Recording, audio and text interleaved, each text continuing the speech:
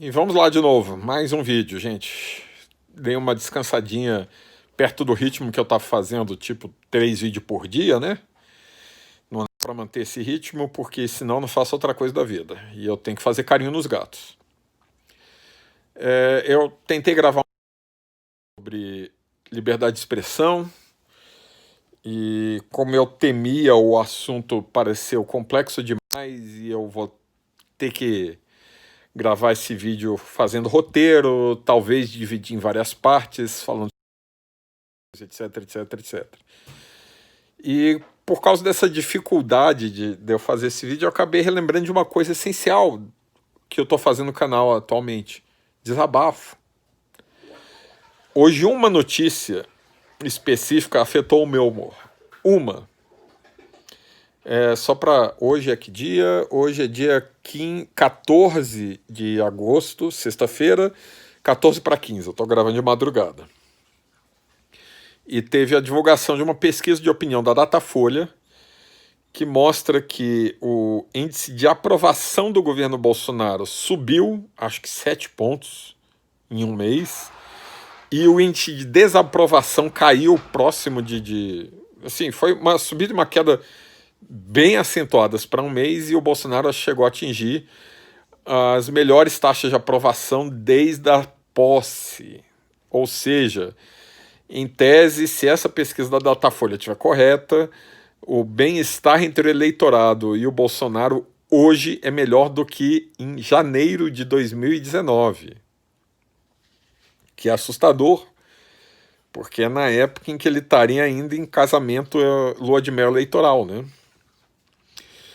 E essa notícia afetou o meu humor, afetou mesmo, afetou mesmo.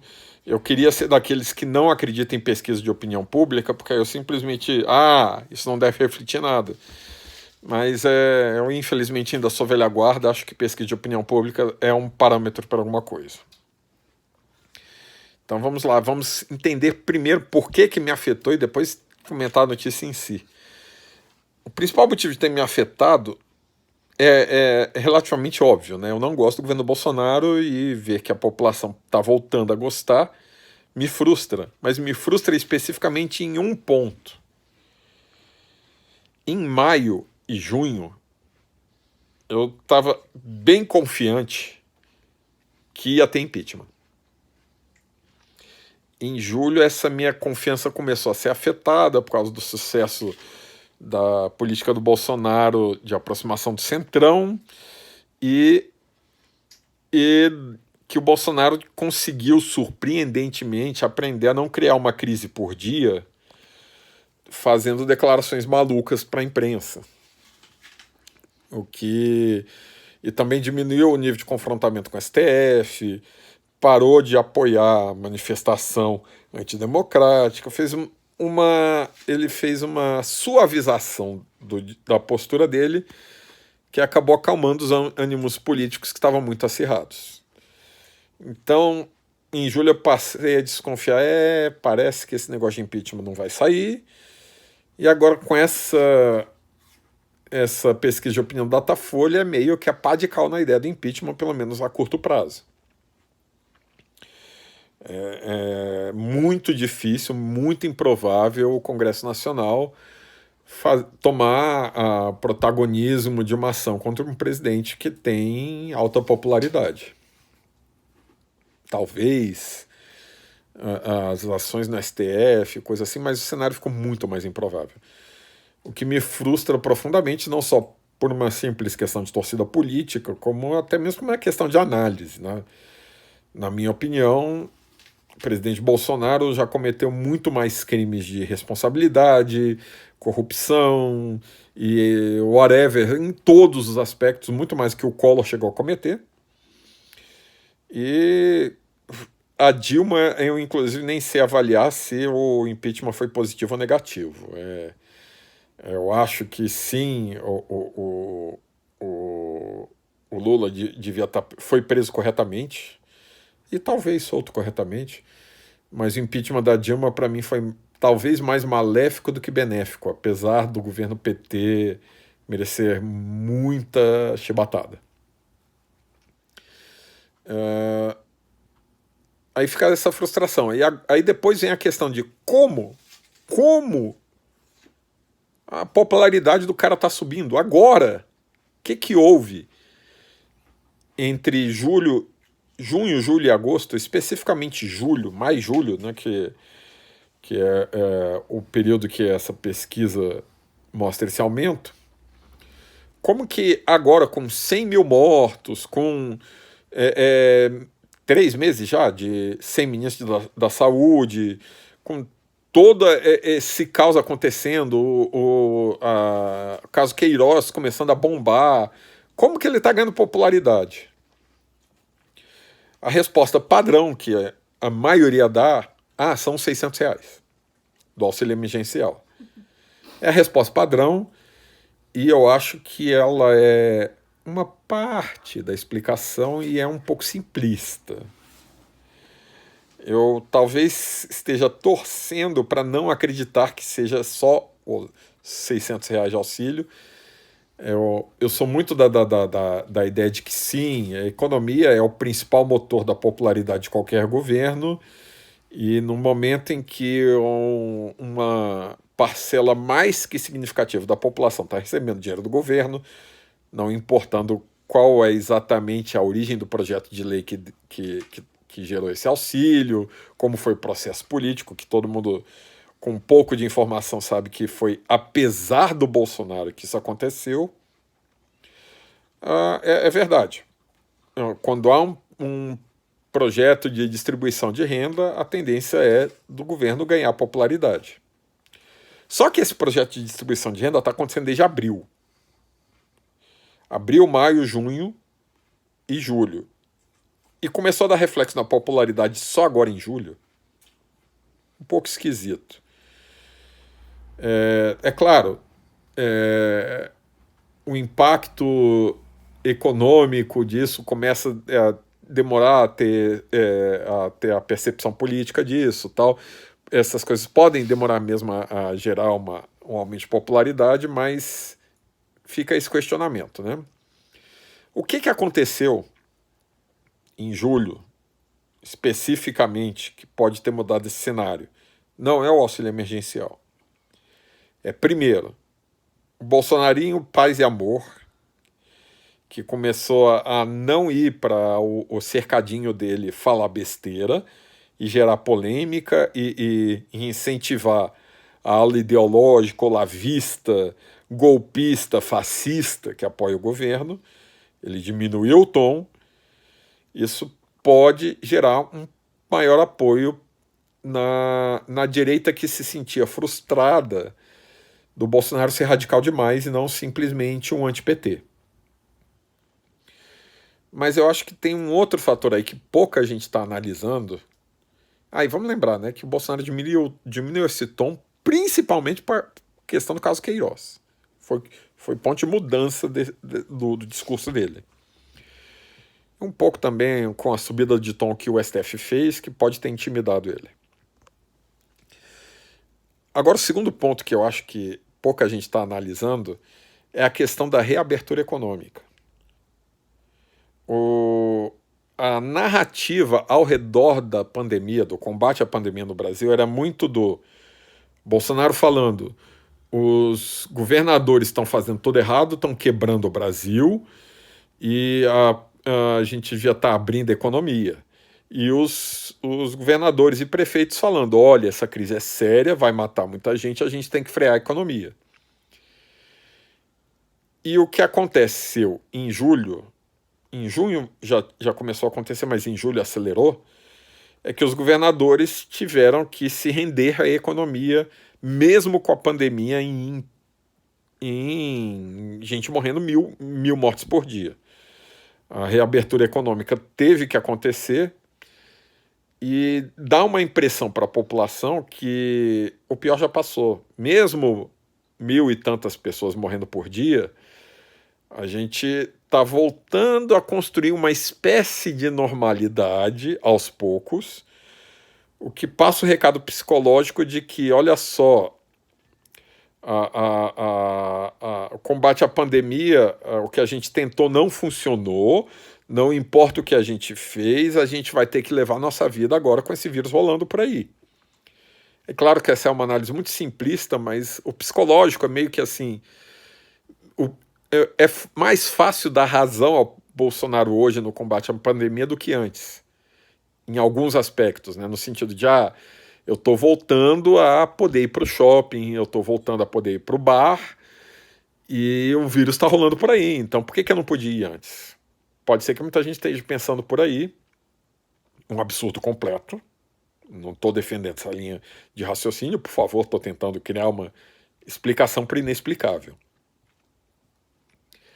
Fazendo todos esses parênteses, a gente tem que, sei lá, mesmo que seja completamente inexplicável o aumento de popularidade do Bolsonaro, a gente tem que talvez reconstruir as explicações que a gente dava do como o Bolsonaro foi eleito.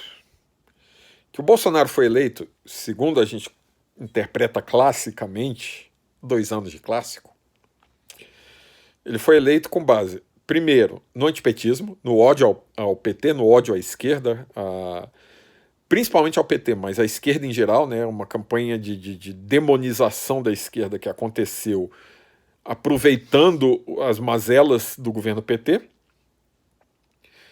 Então, isso meio que fez com que a guerra cultural que o Olavo de Carvalho diz que a esquerda ganhou fosse ganha, pelo menos no prazo mais recente, pela direita.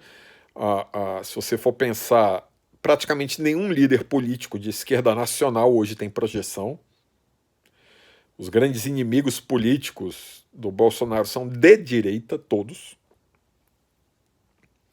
Então, o ódio ao PT, o ódio à esquerda.